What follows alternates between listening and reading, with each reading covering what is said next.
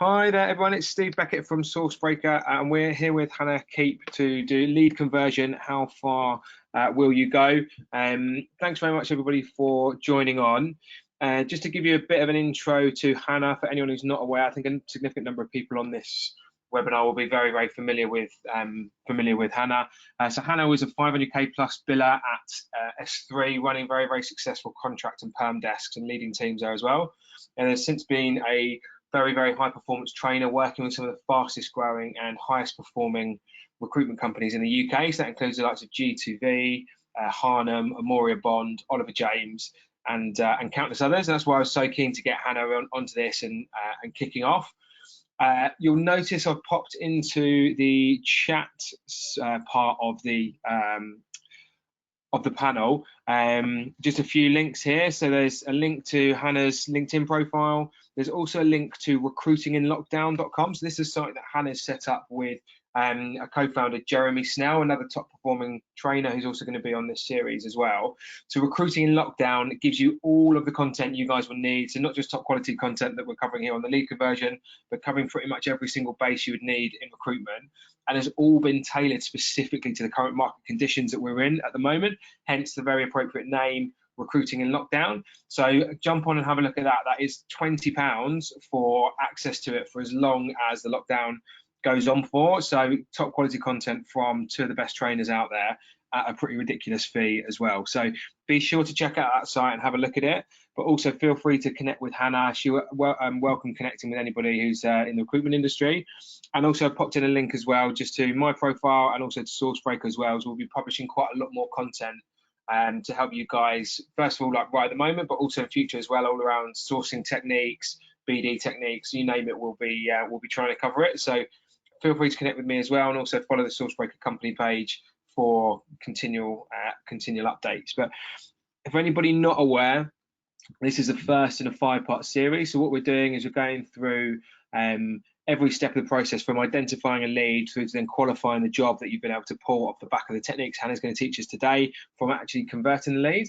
Then on to the candidate aspect of it. So how do you make sure you're attracting the right candidates, but also controlling them in the right way to make sure they're the right fit for the role?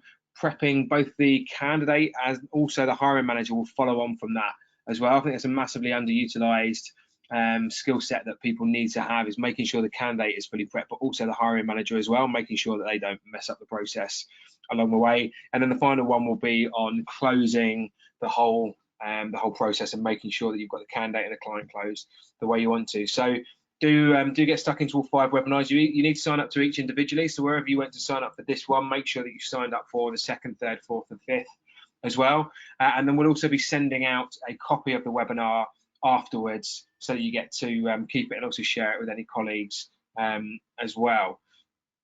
Okay, so I think that just about covers my blurb intro. The point of this, a lot of you guys will have been on the Sourcebreaker webinars previously who are existing customers. The point of this isn't to plug Sourcebreaker. The point of this is to give you guys serious value on the lead side. That doesn't mean that we won't squeeze in the odd occasional reference, but we'll keep it very light on the Sourcebreaker stuff. It's more about how do we get you guys maximizing all the leads that you're able to find at the moment.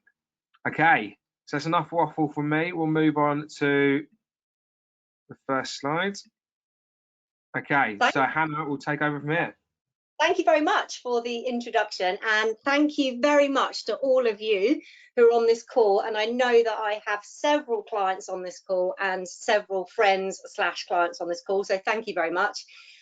For those of you that don't know a bit more about my background, the contract market that I did when I started as a recruiter was probably one of the hardest contract markets to do. Yeah, it was PC support, help desk, very fast moving, very job short because it was so fast paced, and thousands of candidates. So as a result of that, when I had any sniff, hint of a lead for a job, I had to give it every single thing that I had in order to try and convert it, or at least get one opportunity, even if that was just one interview. I had to give it everything. And, you know, the managers at S3 there were great as well. You know, they helped us with that. And, you know, if the approach call hadn't gone great, then our manager would get on the phone and try and convert that with the manager himself. And I know there's managers on this call that are very, very good at lead conversion and leading for the front. In exactly the same way as my manager did with me back then. But in this market, right, in this market, for most of you, it's going to be job short for a little while. So we need to make sure that we absolutely maximize any opportunity that we have. So I wanted to go through this step-by-step process to it. And it starts with research, because we need to make a targeted approach. Yeah, not a general approach. Yeah, I'm calling up, I know you're hiring and here I've got candidates. No, we're going to make a targeted approach to that business with product, yeah, that makes it hard for them to say no to. So anybody that isn't niche, you know, this may well be challenging unless you really understand the roles that you're recruiting for.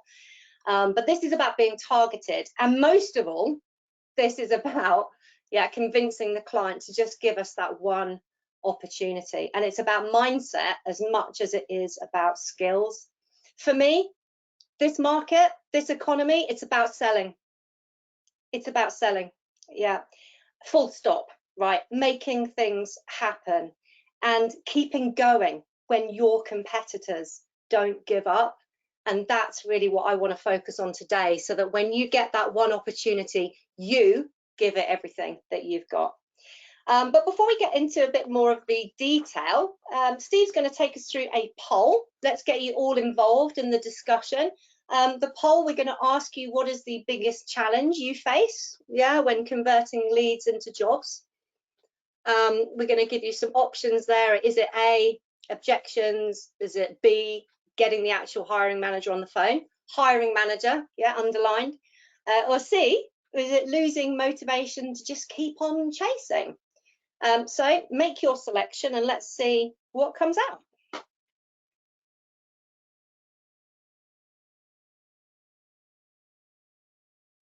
Okay, right. So for me, it was definitely losing the motivation to keep chasing when I was recruiting. I give it a couple of shots and then miss out. So right, the poll results coming in. Got 46% of people voted. So we'll give it another few seconds. Out in front at the moment is getting the hiring manager on the phone. Second is objections currently. Third, motivation. So we'll give it another few seconds and off we'll go. If just checking that people can hear us. Okay. Just pop a little note into the questions or into the chat if you can hear us. We've got some people that can't, but that's often due to sound on the laptop. Okay, right, cool. So we've got our votes in. So we've got about 500 votes, and of those 500 votes, 18% in third place, losing motivation to keep chasing. As I say, that was definitely me. 28% is getting past the objections from the hiring manager, and over half, so 54%, is actually getting the hiring manager onto the phone in the first place. Interesting. Yes. Okay. I thought objections might be a bit high, but then actually maybe not, because most people are saying to me today, you know, I wish that I'd really been militant about getting mobile numbers for my managers. And I'm like, yeah, in training, we've told you to do this as many times. But yeah, now, aren't we really regretting not taking that extra step to really push for the mobile number? Look, you know, I haven't got a big session in on how you can do this, but I'm quite happy to give you some extra information. But you know all the Chrome plugins that you can use, Lusher, etc. You can search for that manager on your CRM to see if they've been a candidate. You can search on job boards to see if they've ever been a candidate. You can call their colleagues, which we are going to cover. You can call past candidates. You can try and do a interesting approach to Switchboard to get that. And you know, I train people on how to headhunt. So if you want a load of tips on that, then please connect with me afterwards. You've got to try everything to get that manager's mobile number, right? And if you really can't do that, then your last chance is to send a well-crafted email or in-mail. And Jeremy shared a great tool on recruiting in lockdown the other day, which is called Crystal. And that analyzes, using AI, actually the people that you're trying to get a hold of and the best way to approach them. So I can speak to Jeremy about that, or come to me afterwards. But for me, if you're having to send an email, your last chance saloon, your cover's blown. Yeah, so do everything you can to get the mobile numbers. With regards to the other options, well, you know, objections, yeah, I know. We need to get used to this, right? Our life's going to be like this in some markets for a little while. Now's the time to get really good. Now's the time to love them, because those that do will fly when this is over. And those that don't take the opportunity to get good at this, well, good luck, I guess. And as for losing motivation, well, that is in with our control and influence. If I said to you, here's a job lead, yeah, if you get one interview on that job lead, I'm going to give you £1 million, you would do whatever it would take to convert that into an interview. Equally, if I had a gun to your head, you'd do exactly the same thing, depending on if you're carrot or stick, but you would, wouldn't you? So motivation is within our control and influence. Let's look at a timeline then, and Steve, you can go to the next slide, thank you, on the touch points, because this does for me link into motivation as well. If we look at, okay, and this is a perm process mapped out, although at contract, you know, you're getting leads from candidates, aren't you? So the PSL has already been contacted, but we know that we need to get in there at the beginning. Yeah, at the beginning, because that way we can sell a solution that's going to negate the need for any internal process, which is another training session entirely. But we know we need to get there in the beginning, which is why you guys need to be doing loads of BD at the moment. So you're selling solutions to future needs, whether that's talent pipelining, deposit models if perm, whether it's contract teams, whatever. It's about getting in there at the start. That's the proactive piece. But this is about reactive today, and we do need to have a balance of both methods.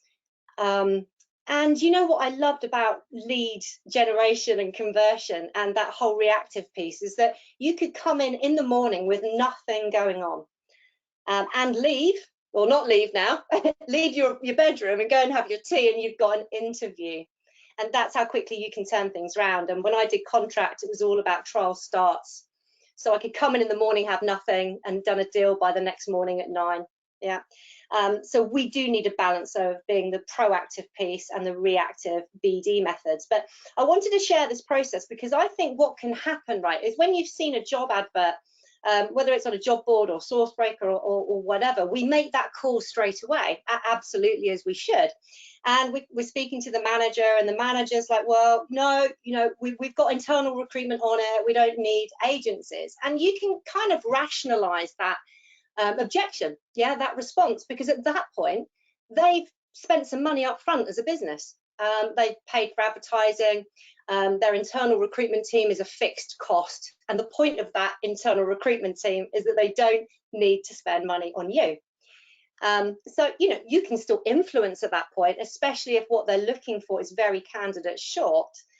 But the more influence will come as the need gets greater. And that's what that grey line is. You know, at the beginning of the process, the perceived need the manager has is less, and it goes up and up and up as the process goes on, and possibly the less they get delivered to. So don't lose heart if you're calling the minute the advert is out. Just understand that there is an internal process and keep tracking it.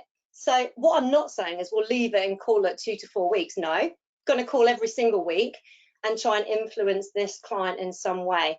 And really for contract, yeah, that there isn't that process. You've picked the job up from a lead.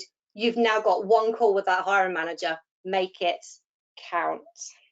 So I thought it would just be useful kind of understanding, you know, that process and not losing heart with it. And, you know, I work with some of the best contract teams at lead generation, businesses that were built on this technique and still use it today. And, you know, even some of their conversion ratios might only be 10 leads to 1 job. It means you've got to have a lot of leads in order to get that 1 job, but you only need 1 job for a placement. So think about now what you need to work on. Is it the volume of leads, might be in this market, or is it that call that you make that tries to convert them, or might be both. But let's move on to a step-by-step process then. Steve will share that slide and I'll give you an overview for it. So for me, it starts with research, a little bit of research on the manager and the company. This is before I'm calling, right? because I want that one call, I want it to be the highest quality approach that I could make. I want to build credibility instantly. I want to build commonality with that hiring manager as quickly as I possibly can. And I don't, unless you know that business or that hiring manager, you need to do a bit of homework. I'm going to research the job, and I'm going to find out whether that's been advertised before, or if I need to find out more of it, might be on their website. I need to find out as much as I can, because what I'm going to do next is a very quick source or search. I want to find one candidate, not candidates. I want to find one candidate that is going to make this hiring manager feel, well, it's going to be difficult to say no to me. And that's where my background comes in. And then I'm going to plan my pitch, and there's a few options that you can go in, and then we're going to make the approach call. So that's the process that we're going to follow. Let's now look at steps 1 and 2, which is the research piece for the manager, company, and the job. And Steve will change my slide. Thank you, my wonderful assistant, Steve. So I'm not going to go through all of these points. You might need to do another click, Steve, because the company bot hasn't come up. Oh, Thank you. Cool. No worries. So, I'm not going to go through all of these points right now, but here is what I would be thinking about. If you're calling a new business and a new manager for the first time, and you know they're hiring, right? Have you got any past history at all? Are you working with competitors? What can we use then to build some credibility? And it's the same with the manager. You know, research you can do in minutes. Yeah, I want to know all of their background. Maybe we recruited for a company that they've worked at in the past. Maybe I know some of their common connections, whatever leverage I've got, I'm going to use it. And that's what you guys have got that I didn't have when I recruited. You've got it at your fingertips, so use it. And lastly, I want to do some research on that job. And I said about the job advertised, excuse the spelling mistake there, I just noticed it. But I'm going to call round a few people here in the business first. I'm going to call the hiring manager's deputy. I'm going to call a senior person in that team. Might call somebody in the team. Might even go to the hiring manager's manager to do some scoping out. What I will definitely do is call a previous employee or contractor that's done that job in the past. And I've call 2 to 5 people. You know, on contract, I know they do as many as they can, because they've got one call to make it count. Now, on perm, you choose. But the point of this is I'm scoping it out. I'm scoping out what that requirement is, who the person is going to look like, what they need to have. The spec is not maybe telling me, and more importantly, the background. Yeah, where do they normally take people from? That is golden information for me, because it helps me then make sure the person that I'm going to present to them is from that background. And of course, when you contact different people like this, you can start to think, am I going to use borrowed authority in my approach? Am I going to use a referral? But whatever, you come to that call with more knowledge. Knowledge is power. And if you want credibility, do the homework and do it at night. You know, I've got contract consultants that if they've pulled a lead in the afternoon, they would do that research overnight, get their capability statement and hook all planned out. Next day, manager goes through it with them, practiced it, they're ready to go. That's why they're so good at lead conversion. So it's about putting the time in, really. Let's go to the next slide, Steve. We've got a couple of slides just very quickly on SourceBreaker here. And you can get your leads from anywhere. You don't need to have SourceBreaker. I wanted to use this because it shows all the jobs, their job search function. And I'm picking a pre-sales consultant here as my example. And it is going to be perm, but what I go through is contract, perm, whatever market you work in. But that was the first job in the list for a company called Featurespace. So we're going to go with that one. And once I found the job, I'm going to think, right, okay, so who could be those 2 to 5 people that I could speak to scope this out? Yeah, before I contact the hiring manager, and who is that for a start? Steve very kindly gave me some contacts on here of people that would be relevant within that business, as well as the hiring manager that I can do my scoping. And on the right there, I also found John McIntosh there, who was actually a pre-sales consultant before for the same company. So this is useful for me. I'd be calling him first to get a bit of background on what's required, maybe some info on the key influencers there. And if I can get some contact, a mobile number if I need it, maybe if I've built some good rapport with John, he might be happy to share it. But he's going to be a good person to speak to, as are all of the rest of those. And remember, I'm looking to save myself time. If I'm going to find one candidate that blows this company away, I need to know what that's going to look like for them. So that's why I'm going to do some scoping out.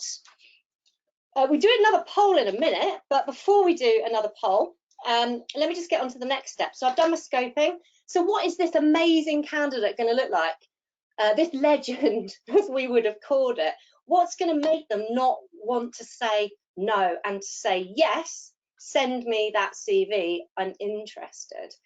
And for, yes, we need to match them to the job spec. Yeah, well, that's kind of like, recruitment 101, isn't it? But what else can we do so that when that company says, I've got 5 interviews set up, I don't need to see any more, we've got some leverage. So that's why, the candidate ideally work for a company that they like to hire from, or a competitor. If your contract, they're referenced. If it's perm, you've maybe validated their skills with people within their network that worked with them previously, not in their current role. If your business does personality assessments and you've got those results, that's great, because if it links into the job spec, that's great. So, for example, if you're using anything that tests conflict management or stakeholder management, you can use that in your pitch. If you don't have that, just ask your candidates, have you ever done any psychometrics and what were the results? Because that information actually can then feed into, if it links to the job spec, how you present them. The most important though, is some relevant return on investment examples. So when you're talking to any of your candidates that you're going to start to use as a BD tool, taking them to market, what examples have they got in their career, their relevant achievements that quantify how good they are? Yeah, in sales, we know that it's going to be our results, isn't it? But what have they got that quantifies it? And I'm going to give you an example of how it works. But project examples, is one, and how that's measured. Anyone that's got loads of experience working autonomously is going to be good, right? Because I think this whole lockdown is going to continue for a while. If their contract, have they worked for you before? Yeah, and if you have the video interviewing software, then maybe you can get something ready to send. So that seems like a hell of a lot of work. You don't have to do all of it, but you're thinking now, how am I going to make this candidate stand out? When they give me objection and an objection and an objection, what have I got to try and get that hook? And remember, when you come to a call with information like this, it doesn't just differentiate the candidate that you're representing, it differentiates you. So it's all in the homework, isn't it? Get what you could get together and absolutely use it. Actually, we've got one more thing before we do a poll. Steve, if you can change that slide for me, we're going to think about how we can plan our approach. So we've got our great pitch together about this candidate or contractor, and we've got some options, right? BD training, I could be with you for days. I can't go into everything in detail, but if we relate this just to converting a lead, I could go in quite direct, couldn't I? We were taught to say that at S3. I understand you're hiring. What are you looking for? How can we help? Which is that kind of it in a nutshell. Or you've been referred by somebody within the business because they're hiring. You've got the indirect approach, which is not saying, I know you're hiring, but actually calling up because you're working with some of their competitors or people that they know in their network, and you thought it might be a quite nice way to see if you could help them in the future. It's a bit softer than going, I know you're hiring and how can I help? You can call them as a candidate, right? And I quite like this. If you've got them on your CRM or they're on a job board, there's nothing to stop you in the evening calling them as a candidate to do yeah, just your initial check-in call. You know, how's it going? And you've done your research on their business, so you could start to say, yeah, I noticed this actually, and I saw actually you got some funding. You know, as the conversation goes, oh, and I did actually speak to a pre-sales consultant that used to work with you, and you know, and he said this. And you start leading it in, don't you? Like, do you know what? I actually spoke to a pre-sales consultant the other day, which is one of the best that I've ever seen on the market. And there you go. There you go. And you could, it's very long-winded, take a reference and then flip the call as we know. And the reason why I'm giving you other options is only because everybody else will probably call up and go, you know, I know that you're hiring. So it's always good to have different options for things, and you'll find your way that works. For this, I'm going to go in with the direct method. Yeah, we're going to go in with the direct method. We're going to literally handle some objections. So we'll go through that in a sec. But let's do a poll. So if you are making this first approach call, what's your most common objection that you would get when chasing a lead? And our options are: job's been filled, yeah, you got to it too late, we're not using recruiters on this one, or I don't want to see any more candidates. What have you got?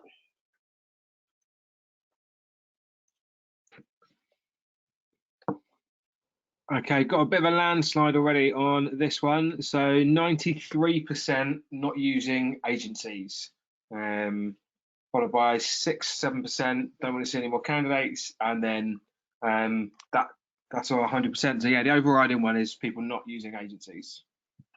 Interesting, yeah. And I guess we may have more of a perm slant on here, possibly. Yeah, possibly not. But I guess, you know, big businesses may well say the same for contract as well. See what happens with that with IR35, etc. Okay, fine. So we're looking at not using agencies. Well, then I can give you as an example as to how I would run through that with my approach call. The don't want to see any more candidates, that comes back to the quality of your pitch, really. And I hope that this approach that I give you will be tempting enough. If they've got 5 interviews set up, they're like, yeah, we'll see one more.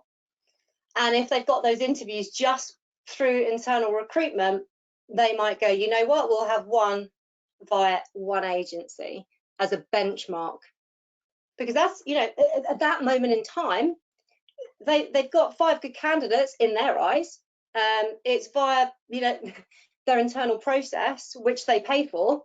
Why would they then want to see or even hire somebody else? It's now going to cost them even more money. So we have to give them a very, very good reason for doing that. So let's look at a bit of a structure as to how you can do that. And before I look at the structure, let's just be now in this market, and for all markets, right, that recruitment rhino. Let's stop taking things personally and making it about us. And, you know, we know what this job is about. Yeah, it's sales. Don't care what anybody says. It's about sales. So we've got to be thick-skinned in this market. We can't take those objections personally where it gets us down. I've always said in my training, on one call, yeah, go for the rule of 3. They give me one objection, handle it. Another, handle it. Another, handle it. And then, you know, I don't want to completely annoy them, but I am gonna answer 3. And I think that a lot of people maybe have given up at one, or, you know, half of an attempt at another. Now is the time more than ever to give it everything that we've got. So we need to be absolutely that right now. So let me take you through just a little structure which Steve is going to put up on my screen for me. Thank you very much. And it goes back to the pre-sales consultant job that I've been tracking, and I found my advert, and I've scoped it out. I know what they're looking for. How's this going to work? Well, you know, if I'm calling up anybody, I want to try and preempt this objection, because I know that they're hiring, and I know that they're going to have candidates, and I know they're probably not going to want to speak to me necessarily. So I might say, Hannah Keeper specialise in placing pre-sales consultants in the tech and finance market. And I've been referred to you by John Smith because he told me that you're hiring. Now I'm guessing that you've probably got your IR team on that. If not, you're being inundated with recruiters right now. But I had to call you because I've got somebody I'm representing that is the strongest pre-sales consultant I have ever worked with. So I had to make this call to you. But before I go into that, how's it going? How's the process going? So I preempted an objection there. I've given a bit of a hook, probably 2 hooks there. And I want to ask an open question because I just need to scope them out where they're at, right? So they might say, yeah, we've got 5 interviews already, and it's all through our IR team. And that, that's great. That's great. That's a good start, isn't it? In terms of this particular spec, because what I find is, especially with pre-sales consultants, and I don't know if you find this, but there is it can be challenging to get the mix between the commercial elements and the technical elements.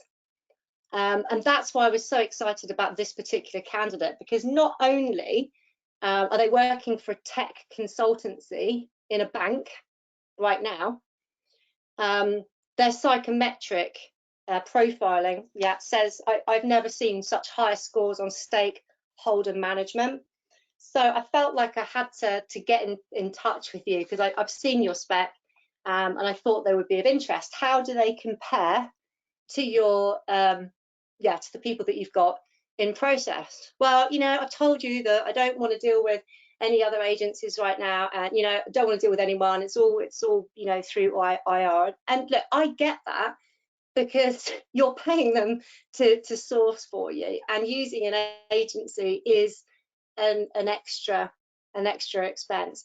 What I'd really like you to consider is just one candidate that's direct via us, as a benchmark, so that you can compare the quality. And the other reason I'm so excited about this candidate is when we measured and assessed or quantified the achievements in their career and actually how good they were at pre-sales. They have a conversion rate from taking a pitch through to delivery of 92%. It's so unusual for a pre-sales consultant to have that. And not only that, they've just literally rescued one of the consultancy's big deals that were going under due to a difficult stakeholder. So, I know that, your number one, the best thing for you is to find somebody internally. Let me please just give you one other option, because I really think, you'd be missing out by not just having at least 10-15 minutes chat with somebody, if not even from a networking perspective. I'll take a breath now because I'm like giving it everything, right? If they're going to give me another objection on this, I would say, fine. I have actually referenced them, and I've got some of their stakeholder references, and they've said actually they're the best pre-sales consultant that they've ever worked with. And I know these references are from people that you actually know in your network.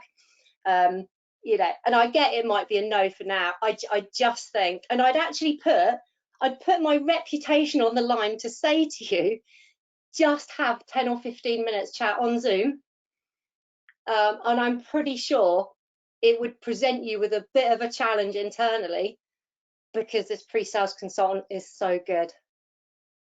Just 10 or 15 minutes, what are your thoughts?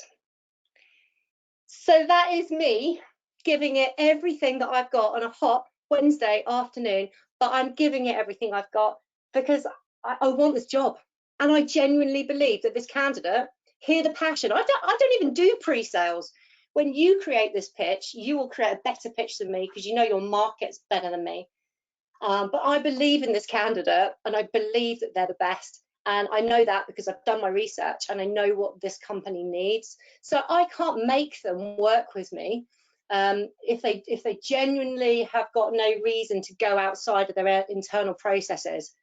I can just make it a very difficult decision. and and if it doesn't work out on this case, then I'm going to track the lead. I'm going to call every week and see, once they've done those interviews, actually, how good are those candidates compared to mine? Are they still in the process? People being counter offered? Have they got commercial and the technical split? Are they that good? I will not give up until that candidate, who they choose, is offered, starts the job, and they know that they're going to work out. I will track that, especially on contract and on perm, because I'm the rider, and I just won't give up. Right? I need jobs, so I'm not going to give up. Anyway, I've spoken for ages now. Just as a last slide before we take questions, please, Steve, will change that for me. At this point, right, it could go in a couple of different directions, couldn't it? It could go dead end. Look, I'm just not interested. That's fine. I'm still going to tell them. I'm going to call them back anyway. You can't see the bottom of the slide there, but they could say, send me the CV. Yeah, I'm actually really quite interested, which is good. They could say, yeah, send me the CV. It's a brush off. I'm not sending them a CV, not doing that. I might just send them an email that outlines how good that candidate is. Or they might go, do you know what, that candidate sounds great. When can I speak to them? So those two options of, yeah, when can I speak to them, or yeah, like really want to send the CV, I'm not going to go ahead and do that straight away. And I'm just going to take a moment and say to them, absolutely, I'm going to do that. Before I do, let me just clarify another couple of details to make sure that, definitely this candidate is absolutely spot on in terms of salary range or rate, etc. And I'm going to go into a job spec call. And that, my friends, is when I pass it over to the amazing Trevor Pinder, who will take you through how to qualify this job. As I said, BD is a massive topic. This is about lead conversion. They're looking. How are you going to differentiate yourself, your candidate, sell your service, and make that one call count? Because you might not be getting loads of those types of calls, so you have to make it count. We'll take some questions. It's in the mindset. This battle now in this economy. It's about mindset as much as it is skill. Keep going when your competitors don't, give up. So thank you for that. Steve, do you want to take some questions? Yeah, absolutely. Thanks very much, Hannah. I think some of the key things I've taken from that is just the importance of really genuinely understanding the customer first, so doing that research around the latest things that are happening with that particular customer, looking at almost building a bit of an organogram as to how the team there is structured, with the hiring manager and the people above, to the side and below them as well, and just making sure that it's not just blindly BDing people, but actually doing proper mapping, understanding the customer first and foremost, and then selling hard as well. I think somebody put a comment on just around saying that the candidate is the best ever can cause them to switch off a little bit, and I think I can understand where someone might come from with that. I think whenever I'm getting sold candidates, if someone's positioning a candidate as the best candidate they've worked with in one way or another, immediately you might be a little bit suspicious. But I think what you've covered here, Hannah, is the fact that you have that big sell and then being the best candidate that you've worked with, but then being able to give the supporting evidence as to why. I think just making that claim, they're the best candidate ever, it's kind of like, okay, fine, but prove that to me. I think the things you're talking about there with things like the psychometric testing, the third-party references from other people as well, are really good supporting information that you can provide to demonstrate that this is genuinely the best candidate that I've worked with, and these are the supporting reasons why. So we've got questions coming in. Just one of the things for me was, what is borrowed authority? That's not a phrase I've heard previously. Well, if you call the hiring manager's manager, then they're going to say to you, well, it's not me hiring, it's X, Y, and Z. Call them. So when I do call them, I can say, well, your manager's told me to speak to you about this job. Yeah. Brilliant. Good stuff. Okay, and then the other people you're mapping around the company, when you're speaking to them, it's not pitching them, it's information gathering rather than actually pitching them. Yeah, info gathering. Yeah. Cool. Okay. So a few questions coming in. So, is using email or LinkedIn as a method of an initial pitch to a client a waste of time? I wouldn't say that, no, because I know several recruiters that are just very, very good at it, and they spend a lot of time really tailoring it you know, I'm yet to tell me anyone that can give me a sort of like a measurement as to how many emails out versus, you know, people coming back to them. But yeah, if it works for you, do it. I just think when it comes to, when you know a company's hiring, they're getting inundated, aren't they?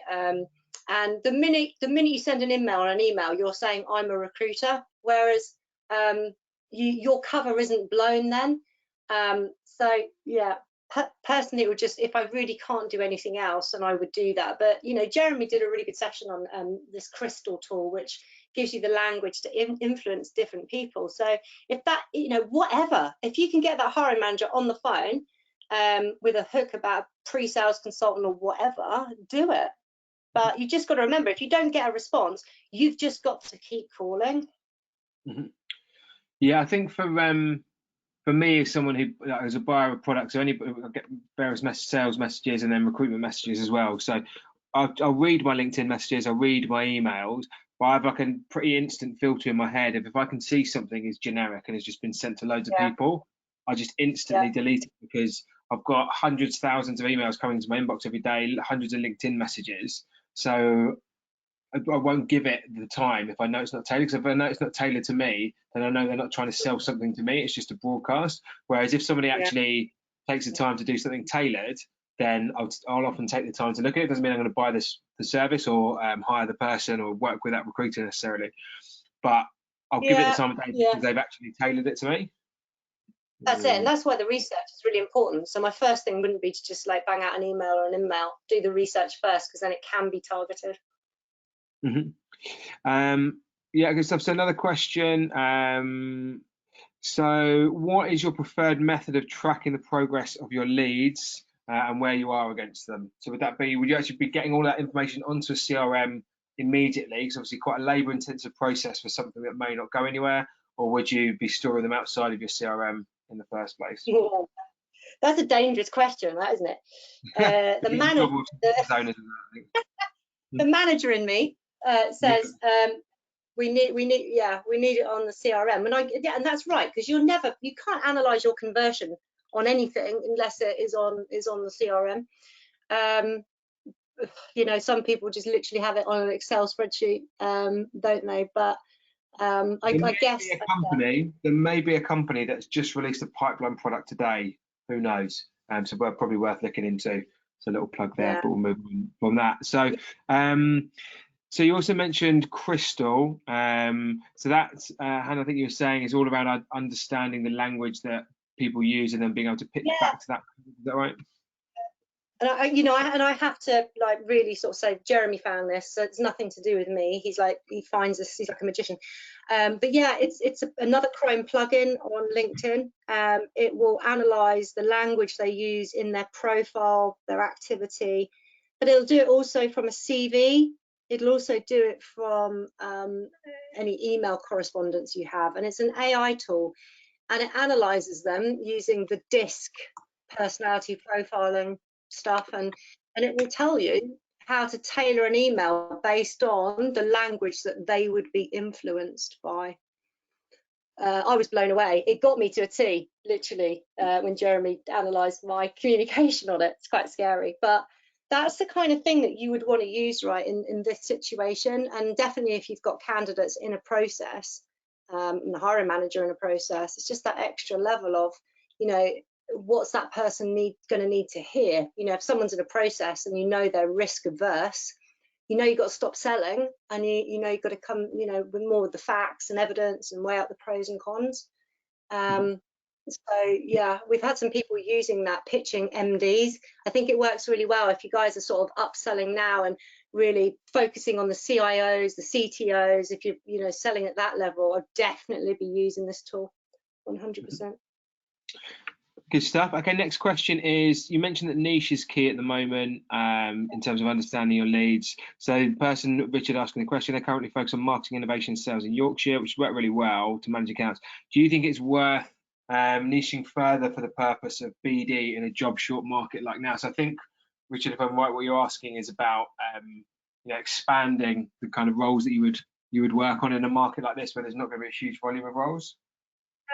Yeah, that's an interesting one, because normally I would always go for niche, but if you know part of your niche is quiet right now, you're not going to be too busy, are you? So my point about the niche is just understanding when you look at that job advert or that job spec, you get it. You can quickly find, because the step was to quickly source a standout candidate. If you don't understand the market, you're not going to find anyone stand out, and it'll take you forever. That it was just about accuracy, really. But no, you might have to expand the niche right now if parts of it aren't busy. Get something, yeah, expand it out. And that's fine. Yeah. I think one of the things that we're seeing a lot of in the market is that there are more and more agencies focusing on delivering on all of a company's jobs. So not just, it used to often be the larger agencies that would have specialists in all the different sectors would then pick up on all of a company's jobs, but actually targeting a lot of small to medium companies, so companies that might have 50, 100, 150 people. I think in a market like this, where you've got so few opportunities and companies to actually work with, if you can get a company that can agree to your terms, is willing to work with you, is focusing, getting in there through your niche, exactly like Hannah's saying, where you have that expertise, but then also explaining that, you guys work to understand the company and the company's culture, and then you're able to actually service lots of different roles within that company as well. If you find yourself in a position where you have capacity to work a higher volume of roles, now's the time I'd be taking a bit more of a punt and saying, do you know what, I've specialised in Java developers, but they're also looking for a management and accountant or an HR manager or whatever else it might be. It's worth explaining to that hiring manager or to that company, we have the capacity to be able to fill your roles, and then working on a pitch that explains why you can fill roles in other sectors. I think a couple of areas I personally probably steer clear from on that would be roles where it's incredibly high volume and you just have to spend a huge amount of time speaking to loads of people. So a good example of that would be something like grad sales. Like grad sales is just a heavy lifting job where you have to speak to every candidate because you can't obviously work off a CV. So trying to pick up grad sales roles when you specialize in HR managers or accountants or tech, whatever it might be, that's going to be a big slog because you're not set up to do scale hiring and speaking to loads and loads of people. But if it's another niche, I'd be looking at how you can service all of the jobs in a company. If a company says, yeah, we're willing to work with you, I'd be thinking about how many fees can I get from that kind of company at the moment. Yeah, that's really interesting, because actually a lot of people now are promoting this outsource in-house model, aren't they? Where it's all about the company, and I totally get that. It's just it's a different proposition, isn't it? Because it is exclusive. You've got time, to actually understand the different markets that maybe you wouldn't have. Personally, on any job I work right now, which Trevor will cover, that there has to be that level of commitment, or at least selling a solution. But this is about a lead, isn't it? You got one shot, make it a good one. Yeah. Okay, so next question: how do you overcome the rejection of having to get HR to agree to taking the candidate into the process first? Yeah. They're not going to be too happy about that. But they're not even been interviewed yet, so this is just a benchmark. And you could, I'm not a massive fan, but it's a tight market, right? So you might have to offer some flexibility on some terms right here, right now, if you want a chance at this. So, maybe what you could offer to do is, possibly a slight reduction on the fee. What you could do is offer an extended rebate on the candidate. So you're starting to remove elements of risk, you're saving them a bit of money. And if you don't reduce the fee, maybe you can offer to, or take a bit off the fee of what they've paid for advertising or whatever. Yeah, so yes, they are still going to have to spend money, but what they're getting in return is actually a candidate that's going to save them a lot of time and money, especially if it's pre-sales, and you're representing a candidate like that. But yeah, I would start offering some flexibility in terms up front. This is about benchmarking, isn't it? HR still get their 5 candidates. All we're saying is here is another option to consider. And if you were to, we want to work with you, we're quite happy to be flexible on some of the terms. I think this is when the relationship building and the sales element comes into it with the hiring manager, and getting the hiring manager to go to bat for you as well with the HR team. The more on board they are, the more chance you've got of HR bending and getting the candidate in. If the hiring manager is saying, look, these guys have got the right candidates for us, the most important thing is getting these candidates in, then you're going to have far more success. It's just working extra hard on understanding the hiring manager, finding that commonality that Hannah was talking about, getting that relationship built and getting them fighting for you as well. That's a really good point, because this is where it can all go wrong. Obviously, because the manager has recommended you, HR just don't respond to you or just keep saying no, and then you're going back to the hiring manager. At that point, all the hiring manager has seen from you or heard from you is a description or maybe a CV or whatever. Before the hiring manager does that, I would really recommend they have 10 or 15 minutes with the candidate on Zoom, because then they're even more bought in, hopefully. And yeah, they should be a bit more sort of forceful, or going to bat for you, basically. So yeah, I think you're doing all of the things that Hannah's saying, and with the video side of things, there's a product called Hinterview, many of you guys might have heard of. I've just popped a link into the chat there. Again, it's thinking about how can you make sure that the hiring manager you're trying to place this candidate with genuinely feels and believes that you do have the best candidate that you've worked with. Some people, they don't want to do that approach, but like knowing that you've got a 10 out of 10 top quality candidate. Obviously, candidates are a bit more available now than they might have been previously, so potentially more willing to do these video interviews, that kind of thing. Anything you can have in your armory to help improve your chance of getting that hiring manager going, I need to see this candidate, and then they can go to HR, and often they've got the ability to just say to HR, we need to see this candidate. So it's making sure that you're not doing what everyone else is doing. You're finding all those little things you can do over and above the research, the video interviewing, to make sure that you've got you've got the best opportunity to get results. And before we go, can I just say that on this market, just because there are more candidates available now, it doesn't mean to say that the best candidates, I'll use that word best again, but those are still being retained by their current companies. If you look at recruitment, loads of people have been furloughed. People were made redundant in at the beginning of that, then furloughed. We don't know where that's going to go to, and also in other sectors it's exactly the same. So there might be loads of candidates out there, but there are still those highly sought after ones that are being retained. And are probably a bit spooked by even considering a move right now in this economy. So when you're battling against internal recruitment, if they're just finding candidates from job boards and you have got a different way that you source, it's proactive, you've mapped the market, there's a good chance that you can really give them some competition there on quality. So when people are saying there's loads of candidates out there, yes there are, doesn't mean to say the quality goes up. Yeah, I think that's the thing. So Hannah's asked a question as well. Given the rates of unemployment, one of the objections we get is that there's plenty of candidates in the market. So how do you recommend handling that objection when there are plenty of candidates in the market? Well, there's a load of candidates in the market, and you've got an HR person that's managing all of that, or an internal recruiter that's managing all of that, and they can find candidates pretty easily. They don't need you. What do they need you for? The only way they might need you, which is what I'm talking to people about now, is actually positioning yourself as that outsourced in-house option, because IR and HR are fixed costs. Quite frankly, you could probably do that cheaper. So I think there might be an opportunity there for that model. And I think as well, one of the things that I'd look at responding to that with is, again, it's when you're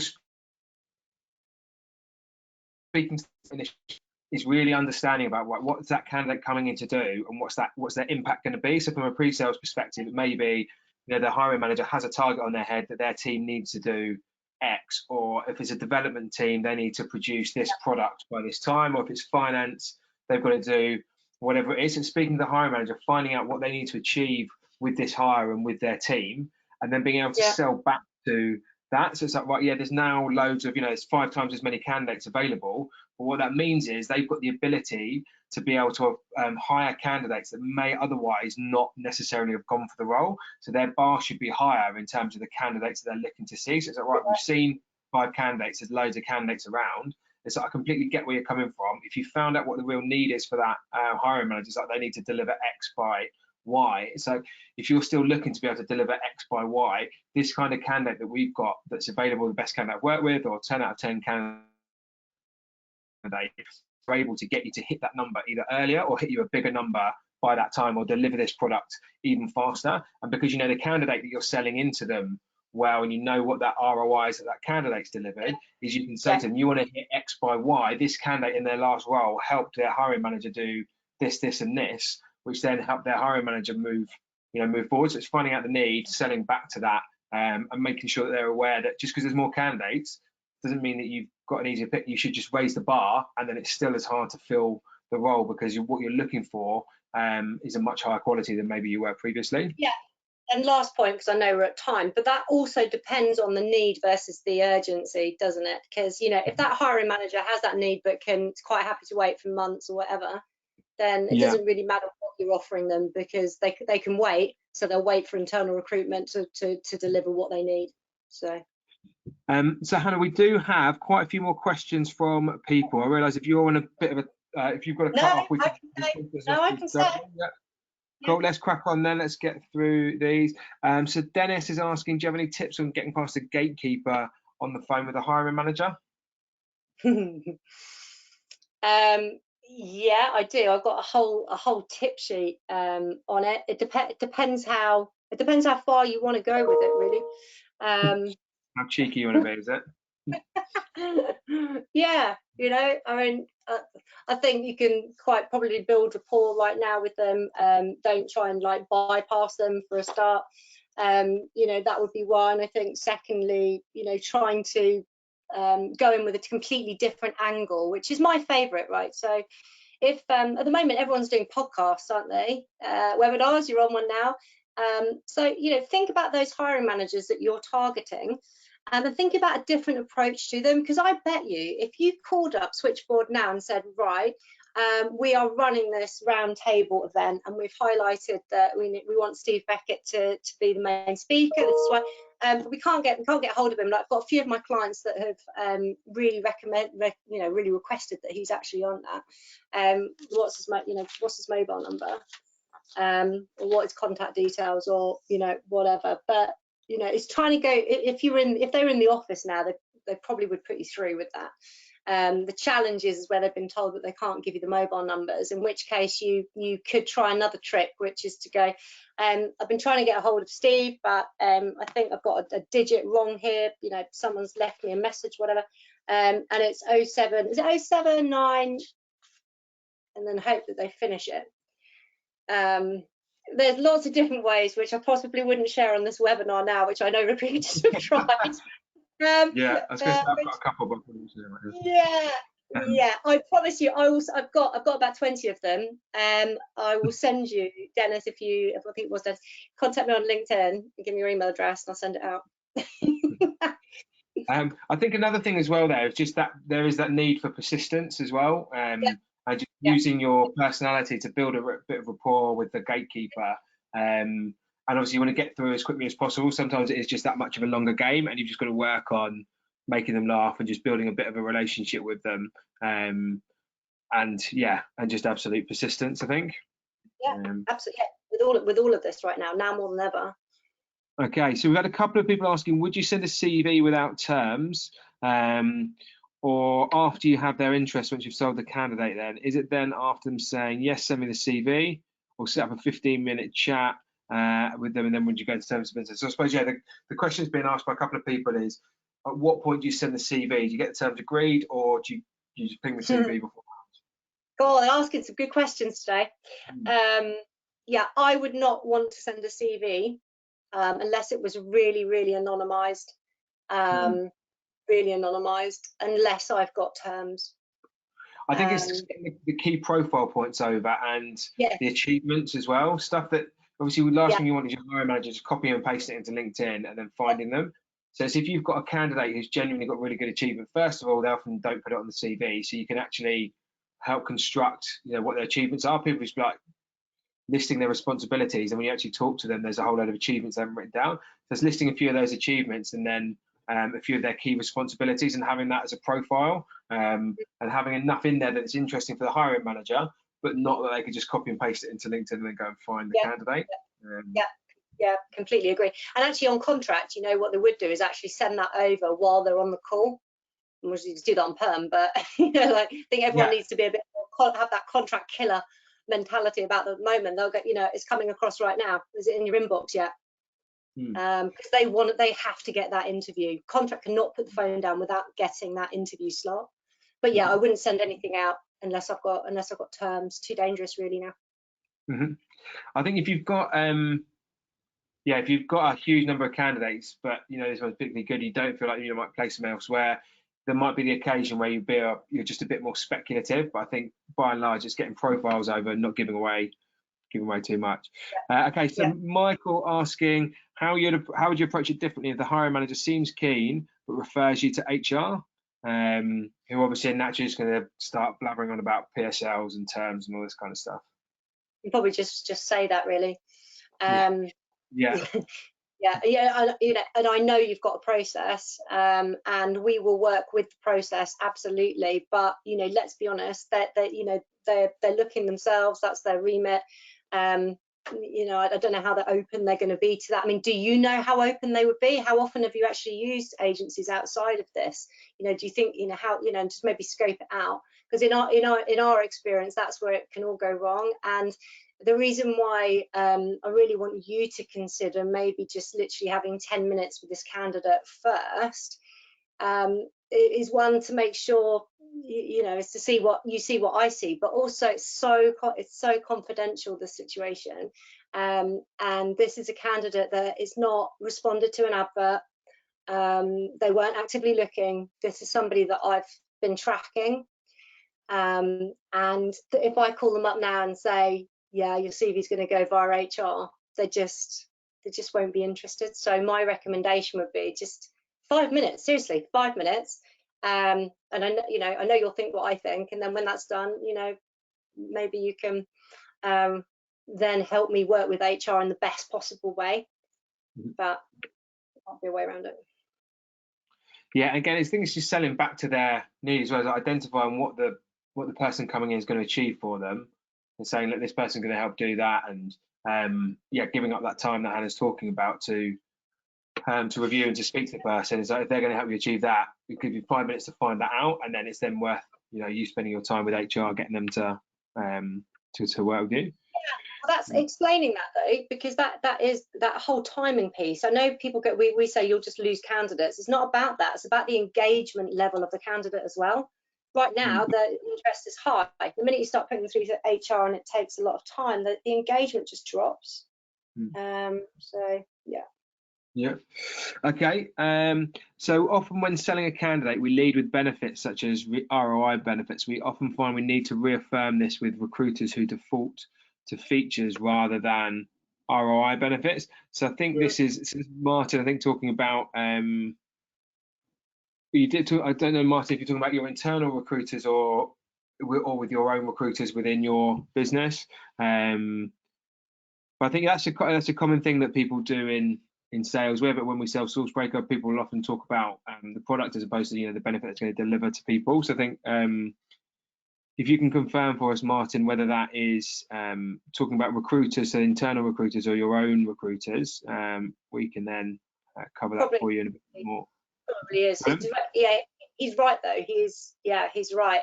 And any pitch wants to be absolutely benefit led on that return on investment, isn't it? And the time that people can save. If you're a recruitment agency now setting up an office in New York, for example, or wanting to expand into New York, if I came to you with a manager that has done that previously, knows the challenges, knows the pain points, can save you a load of time, has already got a network there, and possibly could even bring 1 or 2 of their team there, I guarantee I could get an interview on that call, and you would not be putting me to HR, and I back myself to do that.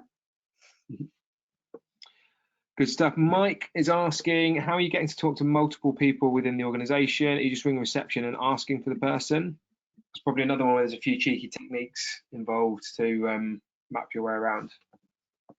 Yeah, I mean, you know, you need to find people's mobile numbers now, don't you? You know, unless you can get hold of them in the office. You know, I find that the lower level, yeah, the lower the level down, the easier it is to get in by switchboard, which is why I sort of recommend it as well, because you're going from bottom up.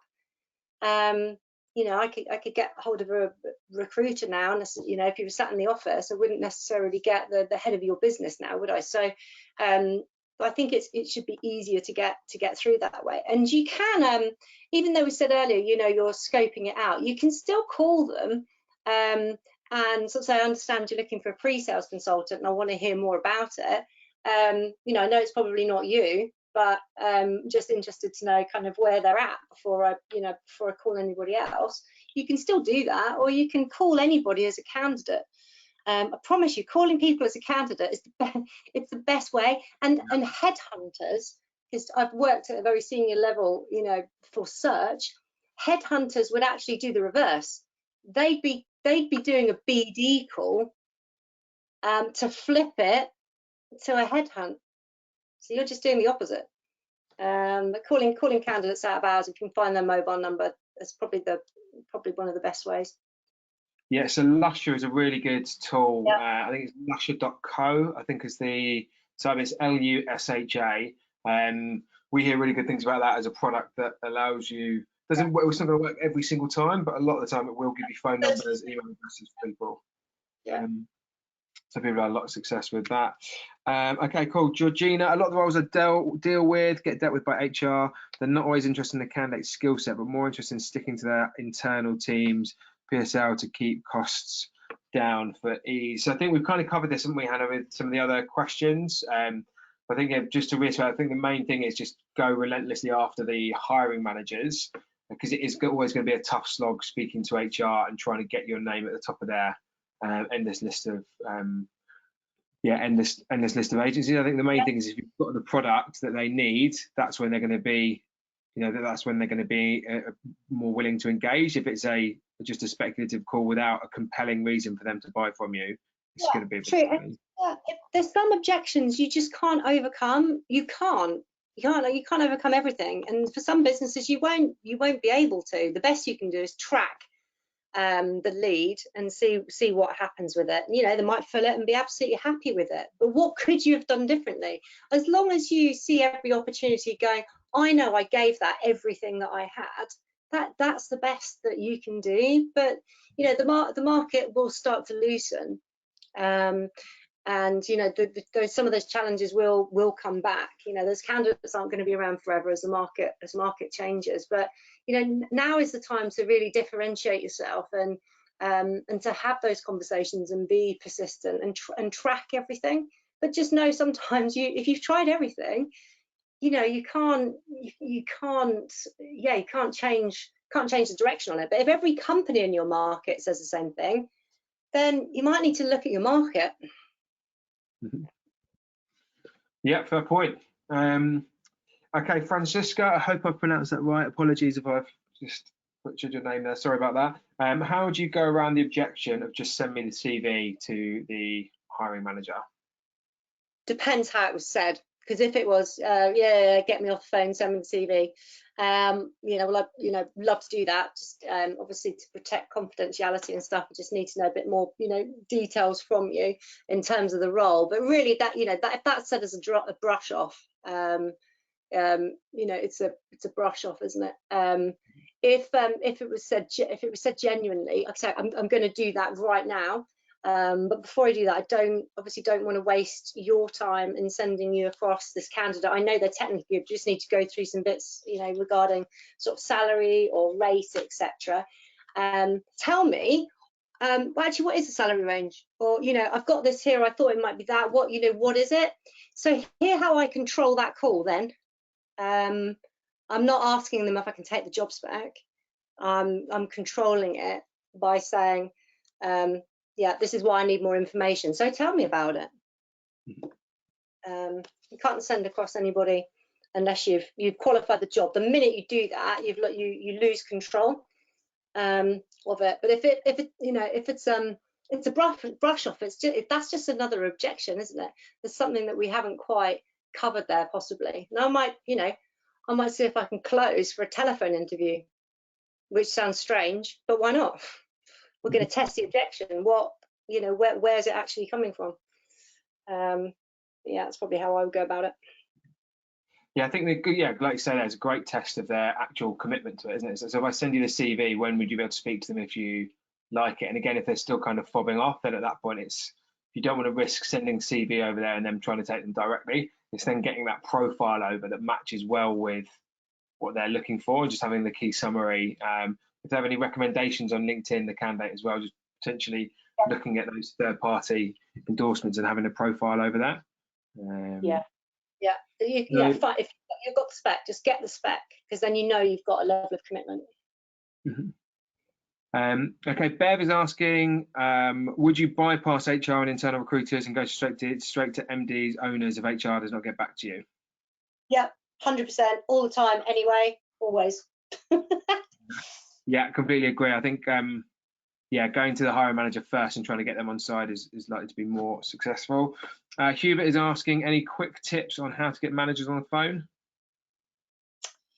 From what we've covered already, it's getting the mobile numbers, isn't it? You've got to get those mobile numbers somehow, or you've got to write a really well-crafted email that gets them to give you the mobile numbers. Getting them on the phone is via their mobile or via their direct line, isn't it? Which I think we've given some tips on that. But I think another way that's good, Hannah, you mentioned as well about actually headhunting the hiring manager, and then flipping them into, creating that masquerade of wanting to headhunt them. But if people have access to job boards, it is well worth just putting a quick search into the job board for that hiring manager's name, not just their name, but also another piece of identifying information. So the hiring manager is John Smith, then you're just going to get millions of John Smiths. But just having a check to see if they're in your CRM system or if they're on one of the job boards, and then on Lasher as well. And then if you're using those methods, you've got a reasonable chance of getting to their contact number. Yeah, Lusher's really good. It's a 30% hit rate from what my clients have said to me. So, and I think there are others. I've not tested them myself yet. So, but Lusher's the best one. Yeah, I think Lusher's definitely the number one these days from what we hear around the market. Anyway, how do you structure? This is a question from Andrew. How do you structure a research call prior to speaking to the hiring manager? I probably would just do a call as if that person is the hiring manager. If I was calling them at work during the daytime, so maybe I'm calling an engineer, right, or a data analyst. I know they're a data analyst. I know they're not the right person that I need to speak to. But I could go two ways with it. I could call up and go, I understand that you are recruiting for X, Y, and Z, and they're going to say, well, it's not me. Oh, right, so sorry. My colleague's given me the wrong information. Who is it? Right, okay. Oh, well, while I've got you, what's kind of key things that you're looking for? So I take a bit of the spec. So, I'm deliberately making a mistake. And so it's like, oh, well, I've got you. Yeah, so that's one way to do it, isn't it? The other way is to call that individual as a candidate, as we've already said.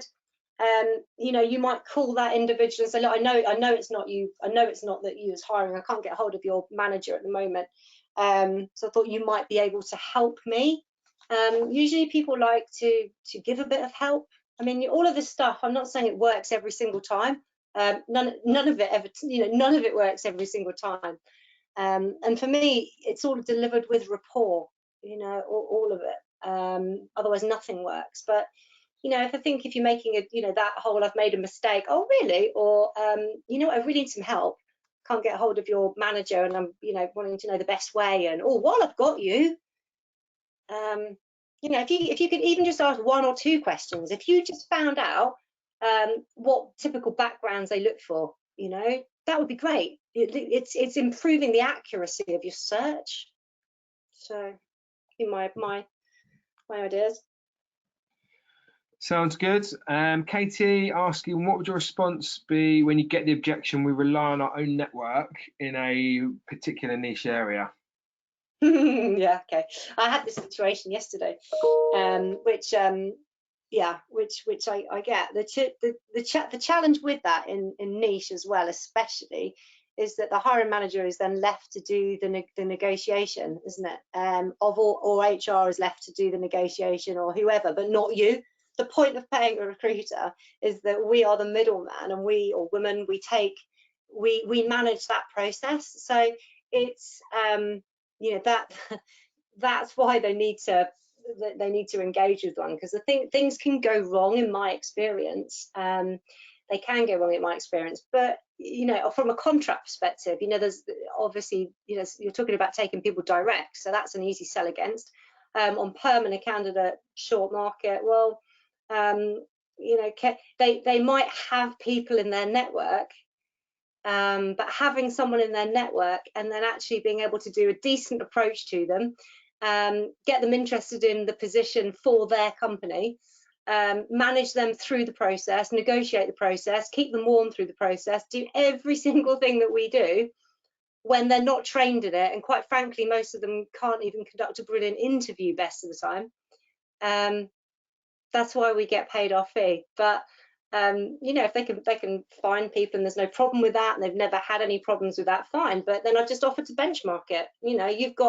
That's what I said to a client yesterday. You've got your network, and that's great. If I can get you people that are the same or better, but actually on contract, slightly less on budget, because that's my job, you need to consider it.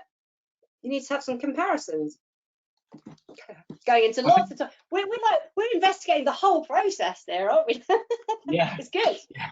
I think the rely on your own network thing as well, I think, is not something that's just scalable unless somebody has the most outrageous network that I've personally never seen before. They're like a really small consultancy and they have a good network and they can pick people up to do that kind of work. Yeah.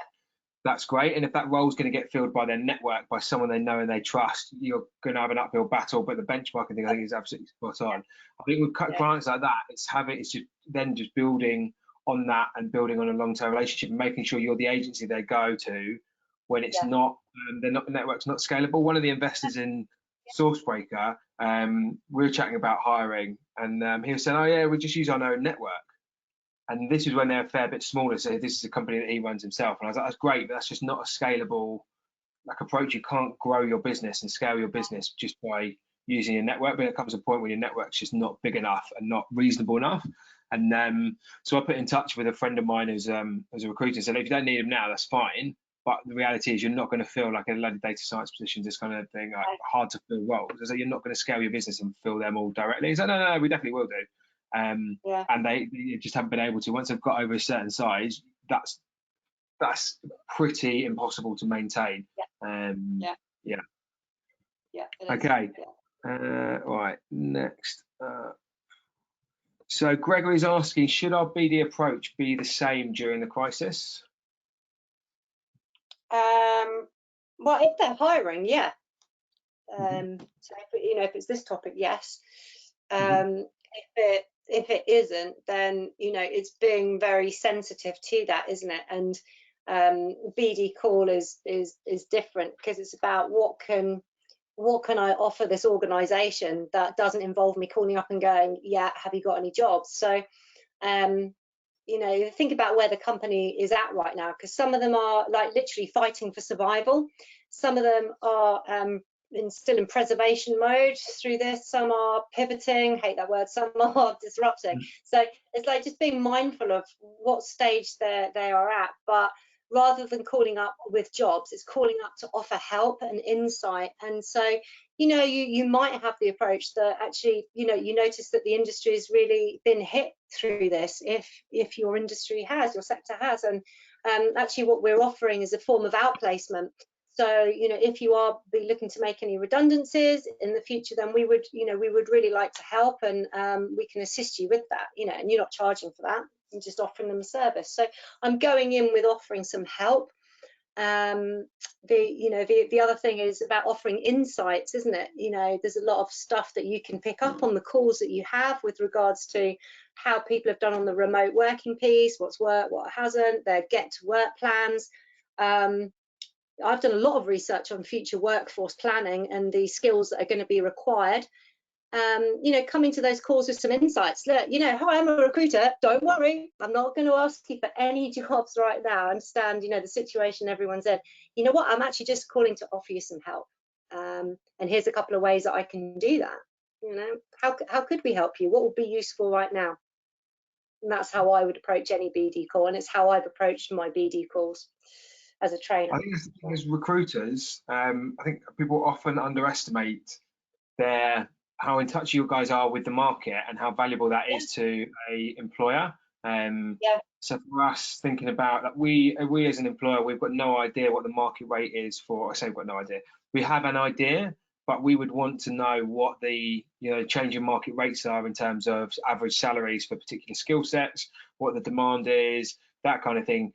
The hiring managers in your spaces have got nowhere near the level of awareness of what an average salary might be for a particular skill set, and so it's potentially leading with that kind of information that hiring manager wouldn't necessarily have at their fingertips, that they'll find interesting. So just trends that you guys are seeing in the market, what's happening with salaries, whether things are leaning more towards contract or perm. People are using contract resource so they don't have to worry about that long-term commitment on their payroll. Just things like that you probably take for a bit of granted that about, that the hiring managers don't actually have that level of awareness of. Completely true. And getting up-to-date data as well, because I know a lot of people put salary surveys out and stuff, but is this pre-COVID-19 or is this now? Because they need to know what's now. I think just providing information that's not you selling your service, but makes people more inclined to use your service because of that information, definitely. I might only be able to do one more. I'm surprised this 4-year-old is not actually come back through the door from the park. We're very lucky to push back by now. Might be able to do one more thing. Okay, cool. Right. Right. So I'm just going to have a look. I might try and we can send some answers to these questions afterwards. So some of these have come up already. Recording will be sent out afterwards. Why would you not want to share the CV? Steve Lancaster asks. So I think the reason some people are reluctant to do that is one, you lose a bit of control, and two, they could find out who the candidate is from the CV potentially. Is that a fair question? So what if the hiring manager doesn't like the candidate? So really, I think you should have done hopefully enough research to get it on the money. I don't know. Just try again potentially, Hannah. I don't know what you think. I think I mean, there's always that possibility, isn't there? And then is your credibility shot? But I genuinely think if you speak to someone that's worked there before, you can find out a lot about that hiring manager, because actually someone that's worked there before will be pretty honest, right, about their last hiring manager. So that's a source of information. You speak to somebody in the current team and get a sense of what personality fit as well. We can make mistakes even when we've taken a job spec, can't we? And it's not even necessarily our mistake, it just wasn't a right fit. But they might just say, well, actually I didn't like them, but wow, they were like 95% there. Well, you did what you said you would do. No one's ever 100%, are they? Let me give you another shot. Let me give it another shot.